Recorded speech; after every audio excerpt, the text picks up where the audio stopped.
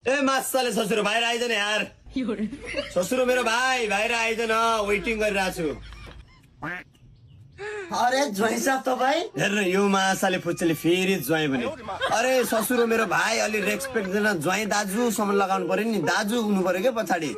अरे ज्वाइँ साहब किन आवेगमा आउनु भएको छ कि यसरी? हेर्न हेर्न फेरि ज्वाइँ भने। हेर्न ससुरो मेरो भाइ, दाजुलाई सम्मान गर्न सिक, रेस्पेक्ट गर्न सिक। ए बुढी सम्झाए, मैले भनिदिरहेको छु तँलाई। बाउ मेरो भाइ, ज्वाइँलाई रेस्पेक्ट गर्न सिक्यो मेरो भाइ बाउ।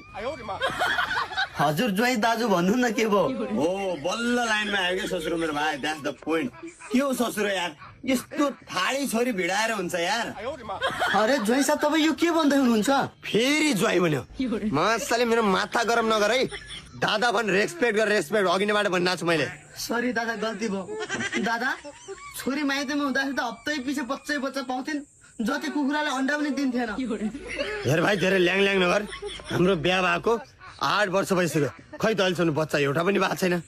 दादा कतै तपाईँ अस्थायी साधन त प्रयोग गर्नुहुन्न नि? अरे त्यो त आफ्नो सुरक्षाको लागि प्रयोग गर्नु पर्यो त ससुरो मेरो भाइ। 3 महिना सङ्गिनी सुई लगाइरहेको छु। अझ सङ्गिनी सुई लगाइसकेपछि छोरीको एकदम बोडी बनिरहेको छ। प्यारी बोडी देखाऊ। मासाले लगाउलाई सङ्गिनी सुई, अनि बच्चा कहाँबाट हुन्छ? अरे ससुरा बा, त्यस्तो आवेगमा नआउनु न तपाईँ। मासाले जोइ कसलाई ससुरा भनिरहेको छस्? दादाले सम्मान गर्न सिकाइ भनिरहेको छु। ससुरा मेरो दाइ, गल्ती भयो मबाट।